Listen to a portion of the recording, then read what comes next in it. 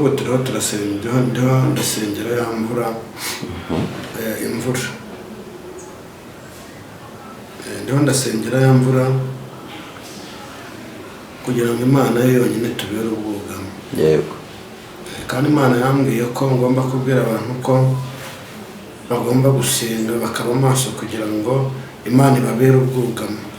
Abantu rero nibasenge kugira ngo Imana y'amahoro ibabere ubwugamo, kuko imvura yo kugwa nta kizayibuza kugwa, ariko twangiye nari ndiho nsenga ngira ngo Imana ikure hiriya mvura, kuko imvura hanyuma uvuze ku kintu kijyanye n'icyorezo. Ese yaba ari iki cyorezo twese turi kubona hano mu Rwanda ko hari icyorezo gihari mu minsi yashize cyakiri gushaka kuzamura umugara cyane?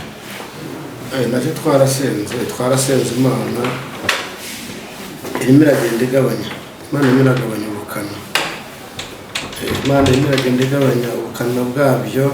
Buriya Satani ntatwishimira, ariko Imana yonyine niyo igomba kuturinda kandi ikaturengera. Ubukana bwacyo rero nkeka ko hamwe no gusenga bwaragabanyutse rwose, bwaragabanyutse, ndizera ko bwagabanyutse. Abantu rero badufasha dukomeze dusenge, kuko uko byari bimeze ndatekereza ko atari ko bikimeze, kuko amakuru gatoya turi kugana ku musozo. Ese birakwiye ko abahanuzi bajya hariya, haba kuri social media, haba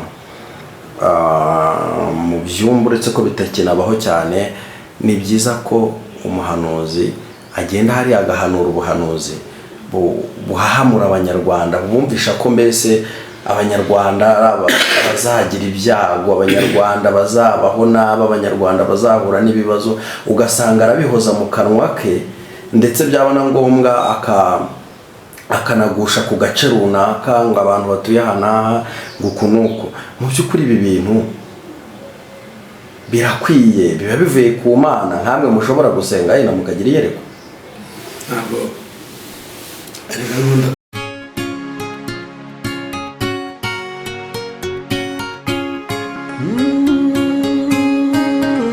Emana we, Yesu we, ingoma yawe ni amamare. Tubasuhuze kandi tubifurize amahoro y'Imana aho muherereye hose, abari mu gihugu ndetse n'abari hanze yacyo. Mwese uko mudahwema kubana natwe, mugubwe neza kandi mugubwe neza cyane. Nkuko mubibona kuri kamera zacu, rero twongeye kugira umugisha wo kubana n'umukozi w'Imana Mugabe, nyuma y'iminsi arwaye, nyuma y'iminsi ameze nabi, ariko turashima Uwiteka ko twongeye kumubona. Uraho neza Mugabe? Muraho neza. Yesu ashimwe. Yesu nahimbazwe. Amakuru y'iminsi? Amakuru ndaho. Njya nkunda kuvuga ngo amakuru y'iminsi kandi nsanzwe mbizi. Wari umaze iminsi urwaye, ariko ndishimye ko nongeye kukubona uri amahoro. Namaze iminsi ndwaye, nubwo atari nubwo ntarakira neza, ariko uko biri kose ndaho ndashima Imana. Reka ngusabe kugira ngo rero usuhuza abakunzi bacu, kuko bari bagukumbuye, nurangiza usenga Imana, ubundi twinjire mu kiganiro. Ndabasoje mu izina rya Yesu Kristo umwami wacu. Amahoro y'Imana nabane namwe. Imana nziza, Imana y'urukundo, Imana idukunda, turagushimye, turaguhimbaje ko abanye natwe mu bihe byose utambutse. Komeza kutugira neza, kandi ikiruta byose komeze kubana natwe muri byose. Dushyigikire inshuti zacu, zishyigikire aho ziri hirya no hino, abarwayi bakize mu izina rya Yesu, abarushye nabo batabare, kandi Mwami n'abaduha ibyifuzo byose ubaze ukwifuza kwabo. Ngaho urukira kubana natwe muri uyu mwanya, turi imbere yawe, dushyigikire, utugire neza, tukugiraho umugisha. Ngaho turasenze kandi turizeye ko ubikoze mu izina rya Yesu Kristo. Amen. Urakoze cyane ku bw'isengesho ryiza uduhaye. Abantu benshi bari bamaze iminsi bafite amakuru y'uko warwaye, ariko nk'uko twari twabiberetse nyine tukabereka ko urwaye. Ndagira ngo noneho baganirire urugendo rwawe ko rwagenze kuba uyu munsi wa none ugihumekwa umwuka w'abazima, ushobora kwicara ku ntebe, kuko nimba mwaradukurikiye mwabibonye neza ko ubushize twakoranye ikiganiro aryamye mu buriri adashobora kweguka, ariko uyu munsi wa none yashoboye kwicara ku ntebe ndetse ndabona anabyibushye ameze neza. Kugira ngo yenda bamenye uko byari bimeze, ese waje kubona uburyo bwo kwivuza, ese byagenze gute? Karibu. Yego murakoze. Nagiye mbona uburyo bwo kwivuza rwose, ndivuza uko biri numva ndaho uko biri kose ndimo ndoroherwa. Nshimira no gushima Imana, nshimira n'abantu bagiye bamba hafi, abo bose ndabashimira, kandi nshima n'Imana ko yagiye bashoboza bakabana nanjye mu bihe ndimo by'uburwayi. Imana ibampera umugisha, uwagize icyo akora wese n'utagize icyo akora bose Imana ibaha umugisha. Buriya muntu nawe impamvu abatagize icyo akora ni uko ntacyo bafite. Ariko ndashimira ababyeyi bambaye hafi cyane rwose, Imana ibaha umugisha. Hari ababyeyi bagiye bamba hafi cyane, banyandikira bambwira ati dukomeje gusenga naho ntacyo dufite, ariko twizeye ko n'Imana nayo irimo kumva. Bose rero ndabashimira rwose, mwarakoze cyane, kandi Imana amahoro ikomeze kuba mpera umugisha. Nuko hanyuma umaze kubona uburyo warivuje, indwara yaje kuboneka, ku buryo uyu munsi wa none wumva noneho indwara yakize, uhagaze neza? Haracyari urugamba, kuko hari n'ibyo kwa muganga badashobora kuvura. Barimo ndagerageza no mu Binyarwanda no mwivuza. Umuntu umwe niwe wambwiye ati ubwa mbere arisuzumishije ntibabibona, ati ngwino nkwereke. Abantu nako murabizi ubuvuzi, murabizi ubuvuzi bubaho, kandi burantekereza ko Imana itahabaye umwana w'umuntu nta kintu yakumarira. Uko biri kose birimo biragenda neza. Amagiripe yari arimo, malariya irimo, inkorora irimo, ariko ntabwo ari byonyine, hari n'ibindi.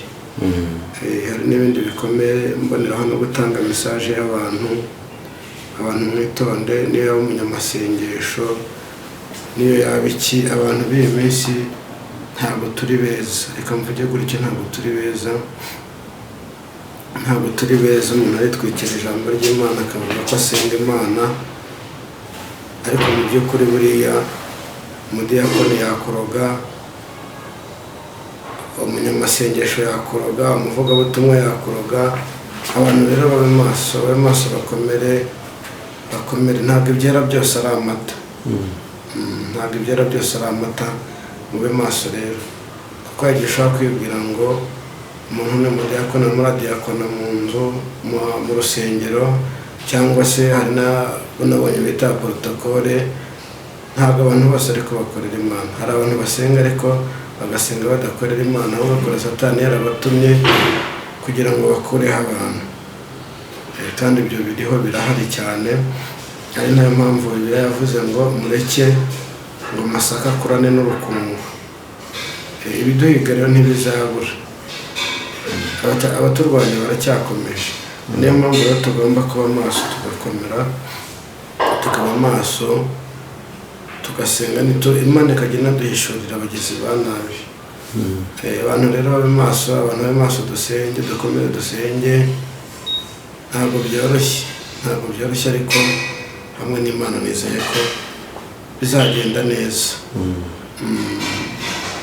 Niko bimeze. Abantu b'Imana bakwiye kuba maso, kubera ko amazi si yayandi, bigera byose ntabwo ari amata. Reka tugushe ku ntego twinjira mu kiganiro. Ejo bundi twakoranye ikiganiro, wari ufite urupapuro wari wanditseho amayerekwa Imana yaguhaye.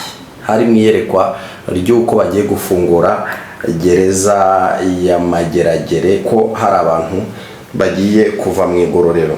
ndagira ngo umenyeshe ko rero hasohotse abantu benshi nk'uko wabivuze barenga 2010, ariko umugabo witwa Bamporiki Edouard nawe yaratashye. Ukimara kubona ko ubuhanuzi bwawe busohoye mu gihe cy'ibyumweru 2 gusa, wiyumvisha ute? Message wazageza abantu zaje zivuga ngo iki?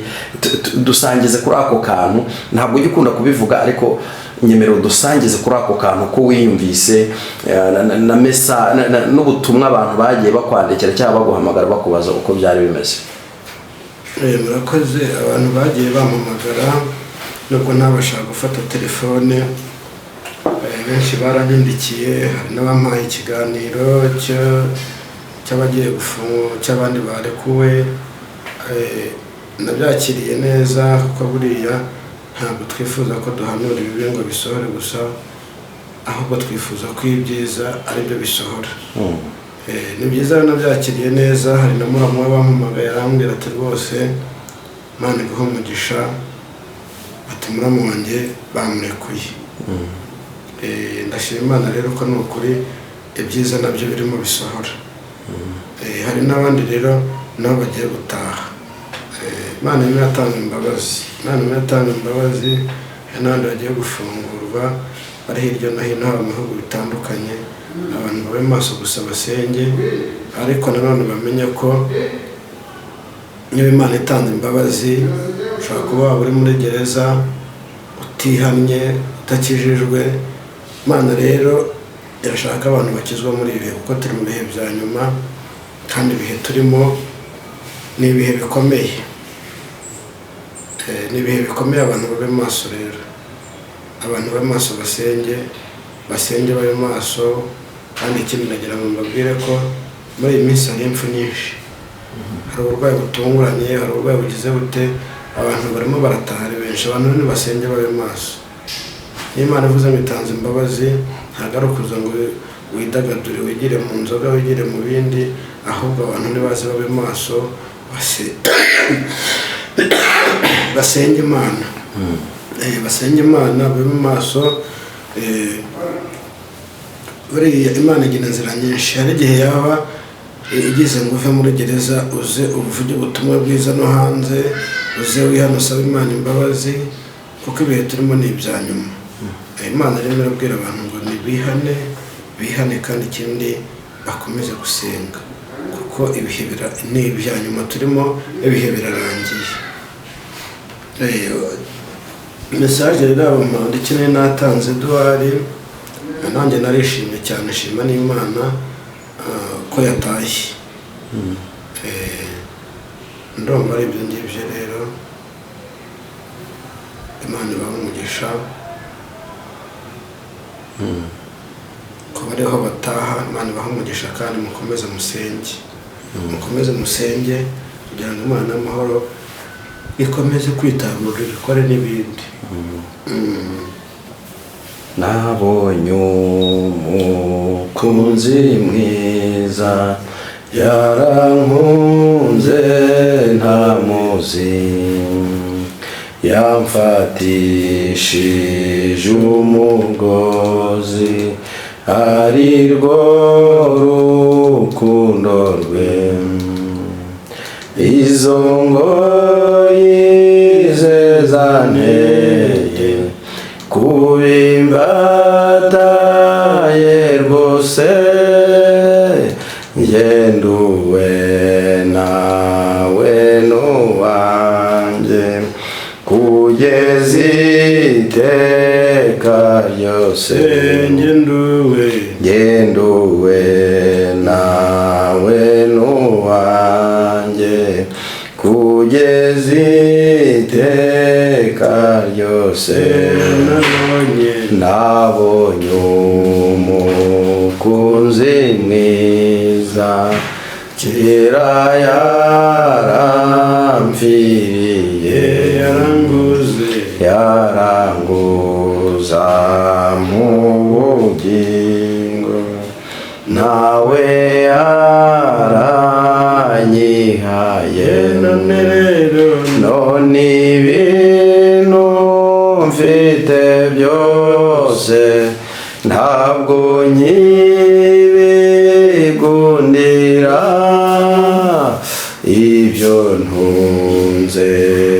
nanjye ubwanjye n'iby'uwo mucunguzi ibyo ntunze nanjye ubwanjye n'iby'uwo nabonye umukunzi mwiza byose arabishobora hajya ndinda akaga kose mu nzira ijya mu ijuru ku muhanga amasiteka bizangiza intege nke nshira ubwoba nshira ubute nyuma nzatabaruka nshira ubwoba nshira ubute nyuma nzatabaruka. Haleluya. Amen. Amen. Imana ishimwe cyane. Amen. Aririmba neza ngo nshira ubwoba nshira ubute ngo nyuma nzatabaruka. Ngo nabonye umukunzi mwiza byose arabishobora.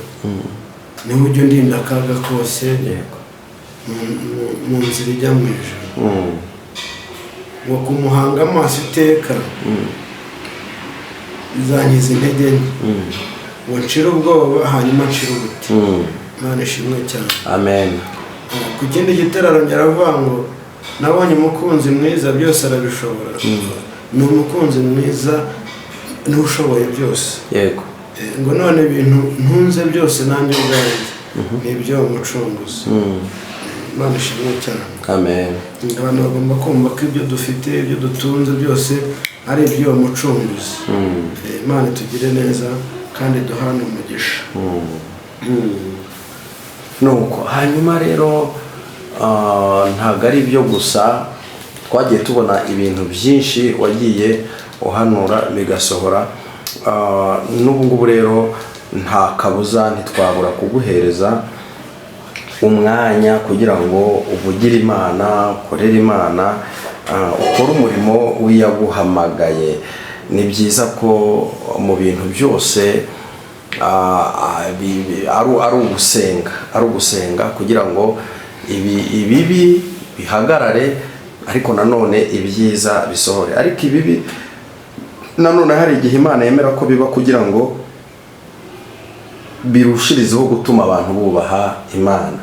Niyo mpamvu twabonye uvuga ugiye gupfa uzwi agapfa, hari n'ibindi byinshi twagiye tubona. Ariko uyu munsi turizera neza tudashidikanya ko Imana iri kumwe natwe. Reka noneho njye naguhereza umwanya utuganirire ku cyo Uwiteka yashyize.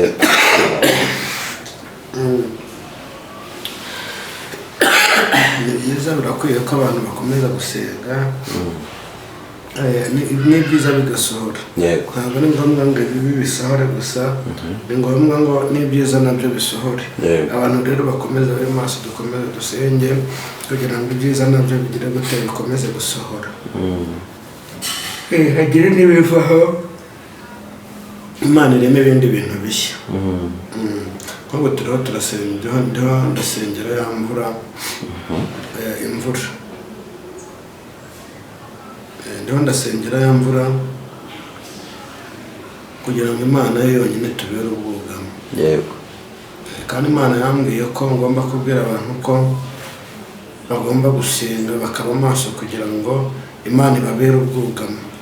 Abantu rero nibasenge kugira ngo Imana y'amahoro ibabere ubwugamo, kuko imvura yo kugwa nta kizayibuza kugwa. Ariko twarindiye nari ndiho nsenga ngira ngo Imana ikure hiriya mvura, kuko imvura hari imvura iza igasenya amazi ikangiza byinshi. Buriya n'imvura n'umuvu yuje utwara abantu. Ndibuka rimwe umwaka washize 2022 imvura yigeze kwica abantu hara Kimisagara. Imvura yishe abantu Kimisagara, hari no bakuye mu mpuza muri rigori mu gitondo, babandi bagenda basakuma imicanga baramubona. Urumva rero imvura ntabwo ari nziza, abantu nibabe maso, babe maso basenge. Kandi ikindi nabwira abantu nuko bagomba guhumuka, bagahumuka bakumva ko Satani nawe ariho arakora. Satani ashobora gutumaho umuntu ukagira ngo ariho arasenga Imana koko, ariko nagira ngo mubwire ko ntabwo byoroshye, birakomeye. Abantu babe maso rero, babe maso basenge basobanuza Imana. Niko bimeze. Abantu babe maso.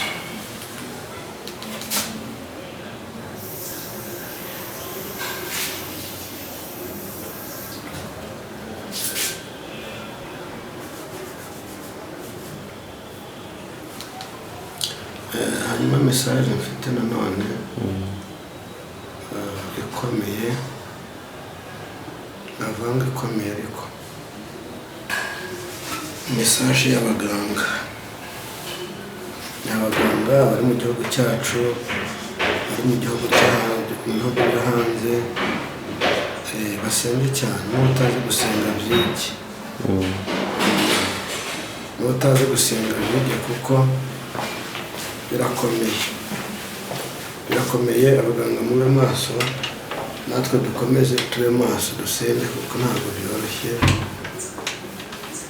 Urugamba ruracyari rwo gusenga. Abantu rero bakomeze babe maso kugira ngo Imana y'amahoro iturengere kandi duhagarareho. Imana iturengere duhagarareho.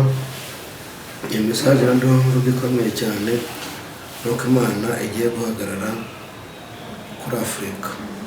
Yego. Imana igiye guhagarara kuri Afurika, kuko hari icyorezo cyari kigiye kuza gikomeye cyane kireba Abanyafurika. Ndagira ngo mbwire abantu ko Imana yambwiye ko icyo kintu igikuyeho, kuko Afurika yari igiye gutsembwa neza ikibagirana. Ariko Imana yambwiye ko hari ibindi bintu bishya iremye ikuyeho. Hari ibintu Imana iturengeye ikuyeho byari bigiye guhitana ubuzima bw'Abanyafurika. Imana rero yambwiye ko ibikuyeho, ngo dukomeze dusenge no wicaye ntiyicare, dukomeze dusenge kugira ngo Imana y'amahoro iturengere. Ikindi ni uko abantu basenge, kuko imvura iragwa, abantu badasenga imvura iragwa. Abantu babe maso basenge kugira ngo Imana y'amahoro iturengere. Ndumva ayo mesaje mfite. Hanyuma uvuze ku kintu kijyanye n'icyorezo. Ese yaba ari iki cyorezo twese turi kubona hano mu Rwanda, ko hari icyorezo gihari mu minsi yashize kiri gushaka kuzamura umugara cyane?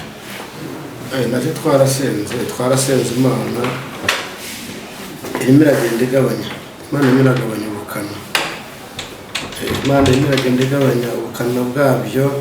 Buriya Satani ntatwishimira, ariko Imana yonyine niyo igomba kuturinda kandi ikaturengera.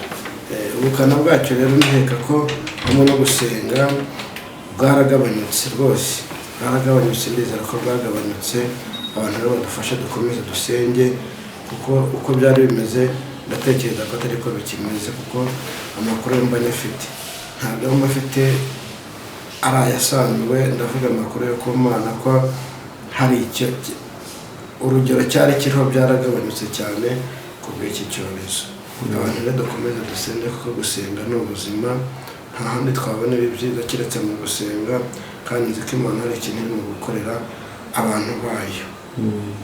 Nta kintu Imana irimo gukorera Abanyarwanda, nta kintu Imana irimo gukorera Afurika. Dusange maso dukomeze dusenge. Mu minsi yashize wari wavuze ku muntu uvuga ko ari umukozi w'Imana kandi atari we wirirwa kuri social media. Sinzi niba wari wavuze ati nabyumva arabimenya, sinzi niba yenda umwuka wawe waramusanze akaba yarabimenye kuko akaba yaraguhamagaye nibuze akaba yarashoboye guca bugufi kugira ngo Imana ibashe kumubabarira. Sinzi niba yarampamagaye kuko urumva nari ndwaye imeze nabi, ntabwo nabashaka kuvugira kuri telefone. Ashobora kuba yarampamagaye cyangwa se ashobora kuba atarampamagaye kuko abantu bamuhamagaraga ntibambone ni benshi, ariko ndatekereza neza ko hari hose nawe ariyumva kandi ariyizi. Ntekereza ko rero nawe icyiza cyaba cyiza nuko yakisubiraho, nuko yakisubiraho akareka gushyushya inkuru z'ibyabaye n'ibitabaye, akareka kuvuga ibyo abonye byose. Yareka buriya hari n'igihe n'umuntu nawe yiha agaciro. Nyakubahwa perezida wacu niwe ujya uvuga ngo umuntu niwe wiha agaciro, urutiha agaciro nta n'undi wakaguha. Sintekereza ko uri umuntu w'umugabo wubatse ufite abana, ufite urugo, ejo ukajya ukumva ari ku rubuga nkoranyambaga nk'uru nguru araseka arashimishwa n'ibibi byabaye, nta cyiza kimushimisha.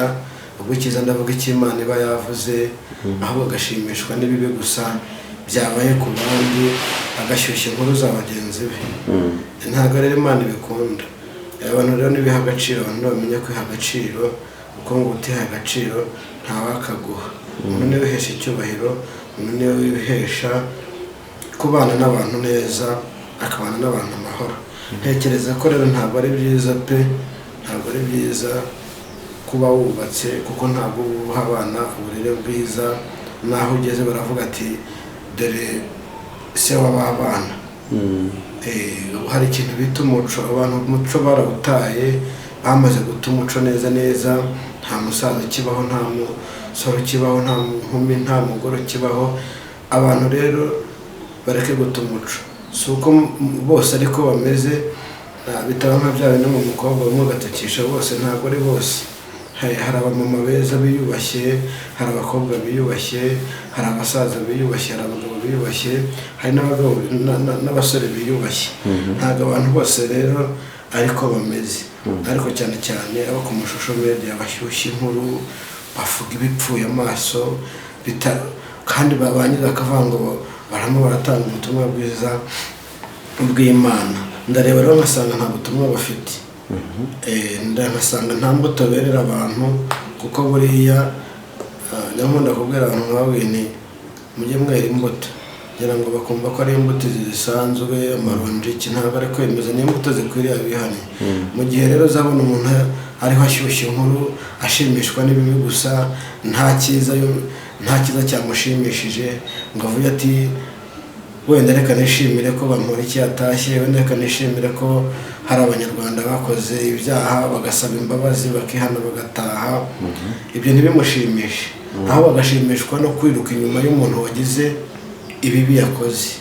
Ntabwo ari byiza rero, ntabwo ari byiza. Abantu ntibijye kubaho, kandi bijye kubaho neza, bijye kubaho mu mahoro, bijye kubaho bakundanye, bijye kubaho bafite urukundo.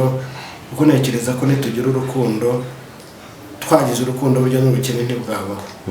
Kuko twagize urukundo twafasha umukene, twagize urukundo umukene yagira ibyago tukamwegera, nagira ibyago ukanyegera, nagira ibyago nawe ukanyegera, wagira ibyago nawe nkakwegera nawe ukanyegera.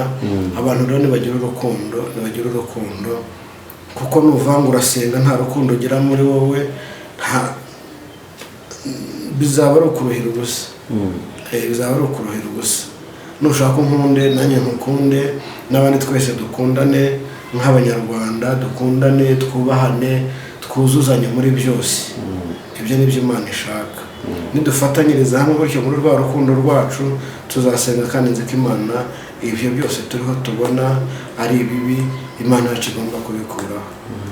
Ariko abantu ntibijya kugira urukundo muri bo, abantu ntibijya kugira urukundo. umubyeyi agirira abana urukundo, abana bagirira ababyeyi urukundo, mbese uwo muturanye mugirira urukundo. Nicyo ngicyo nicyo Imana ishaka. Imana ishaka urukundo mu bantu, kuko rero hari urukundo cyane cyane nko mu ngo, ndaza kubivugaho nayo mfite message yo mu ngo, ariko cyane cyane abantu ntibahuza imitima bagakundana bagahora bakaganira ibyiza, ntibahure kuganira ku bantu runaka ngo basebanye.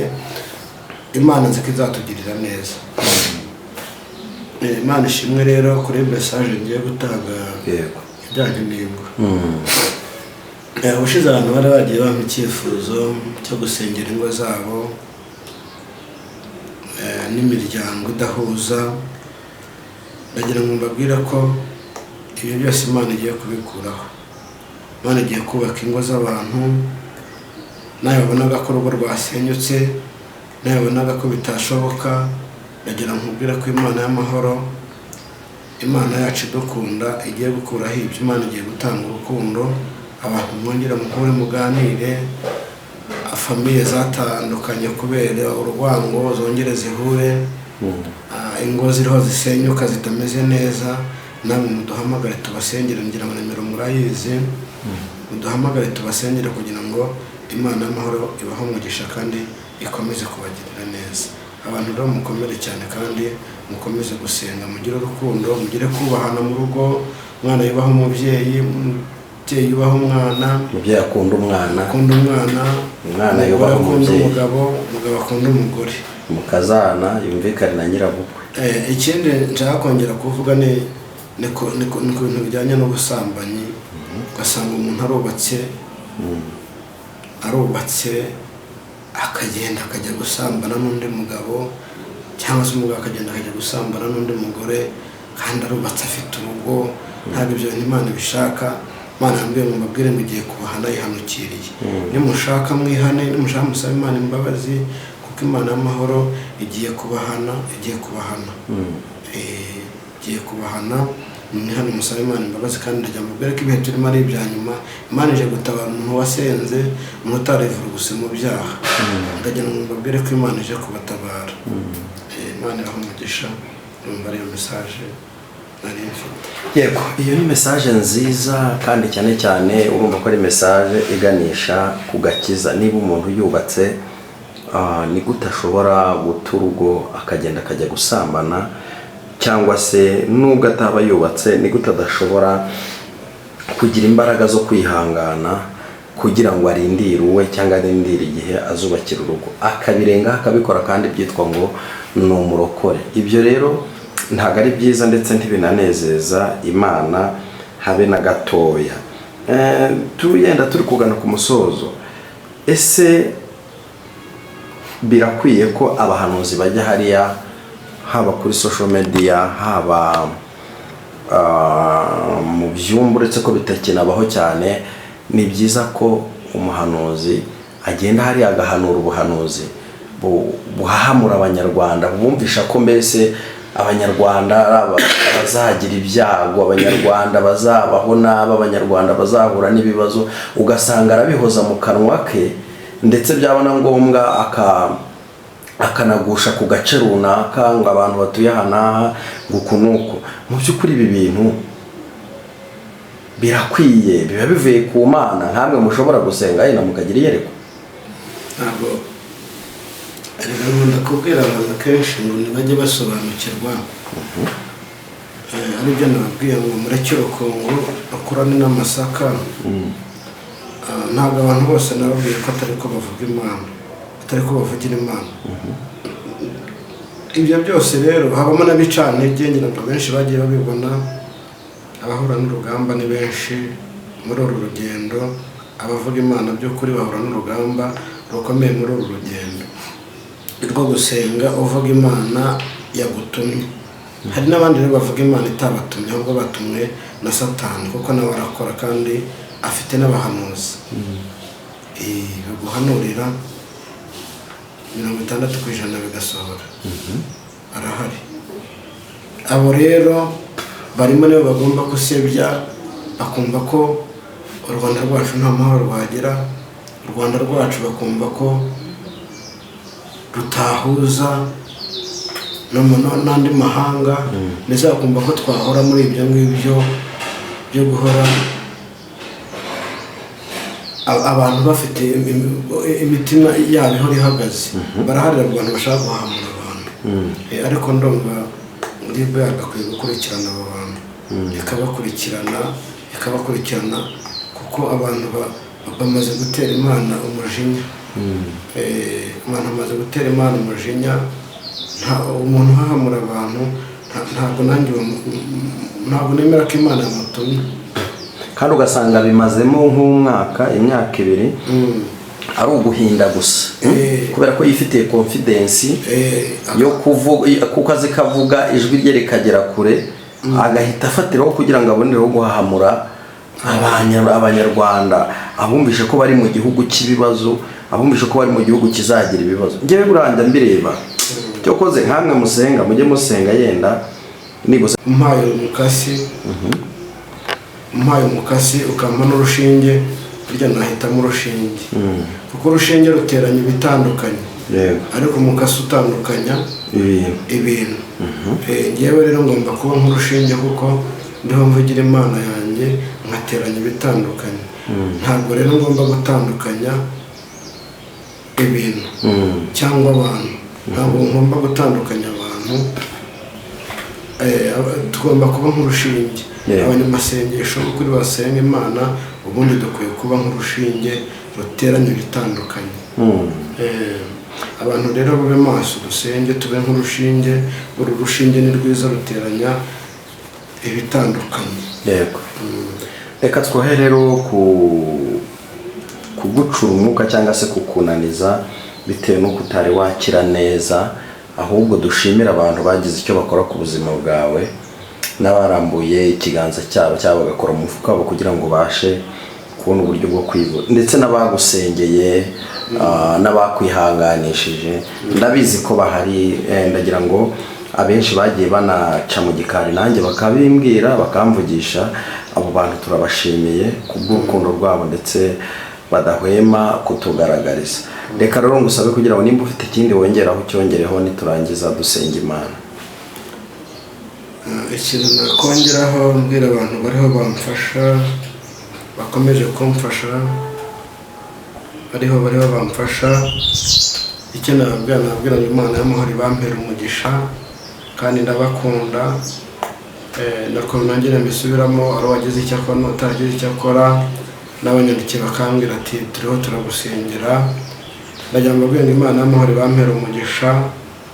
Umuririmbyi niwe waririmbye aravuga ngo aho data na mama batabaye, ngo warahabaye Imana urandengera. Buri umuntu wese agira icyo akora ari ukubera ko ari Imana yamukozeho. Ndashimira Imana cyane rero, nihaye amashimwe iri mu gihugu cyo mu ijuru byumve, n'abamfashije bose. Imana y'amahoro bakomeze bashyigikire, subiza aho mwakuye. Mbese Imana ibampera umugisha, mwinshi. Nubwo urugamba rugikomeje, ariko Imana y'amahoro ibampera umugisha kandi mukomere, nawe Imana izabatabara. By'umwihariko hari umubyeyi umwe ariyizi, hari umubyeyi umwe nshaka kugira ngo yumve ko tubivugiye ahangaha. Imana ni ukuri muha umugisha kubw'urukundo, kubw'ishyaka ry'umurimo w'Imana, kubwo gukunda umukozi w'Imana. Mugabe, ni ukuri Imana iguhereza umugisha. Hanyuma rero ongera utambutse nimero ya telefone nurangiza usenge Imana. Nimero ya telefone ni 0782 96 97 41. Abantu rero badukurikira nihangane, nari maze iminsi natanga ikiganiro kubera ko nari meze, ariko ni ukuri nimukomere, kandi nizeye ko Imana ihari kigiye gukora. Mukurikirana ikiganiro neza, gifite ubutumwa, kuko gifite ubutumwa. Abaganga mugikurikirane, namwe kandi Imana yagiriye neza mukava muri gereza, mugikurikirane. Imana y'amahoro ibagirire neza. Kadusengera mu izina rya Yesu. Uri Imana nziza, uri Imana yo kubahwa, uri Imana ishoboye byose, idashoboye ikintu kimwe. Aka kanya twari kumwe nawe, tuvuga imirimo n'ibitangaza abakozi, ari abadufashije, ari abakidufasha n'ubu ngubu. Mu izina rya Yesu Kristo ndabasengeye ngo bagirire neza. Ijambo ryawe tubwira neza ko imirimo y'abera izibukwa, ngaho bashyigikira bagire neza bakugiraho umugisha. Turasenza kandi turizeye kubidukorera mu izina rya Yesu Kristo, amen. Urakoze cyane wowe wabanye natwe. Nimba utarakora subscribe, kora subscribe, ujye muri comment wandikemo igitekerezo cyawe, natwe turagikurikiza cyangwa se turacyubahiriza. Ariko nyamuneka bandika ibintu bitajyanye cyangwa abantu batumva ikiganiro, ahubwo bakihutira guhita bandika bitewe n'ifoto ya runaka babonye, bitewe n'uko babonye umuntu wagitanze.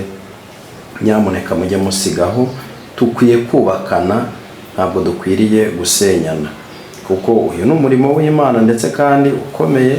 Nawe wakwifuza kuwushyigikira, wakwifuza kudufasha kugira ngo tubashe kubikora neza. Ni ukuri nimero urayibona y'Imana irahari, biri aho ngaho. Mujye mudushyigikira kugira ngo ubwami bw'Imana bwaguke. Shalom.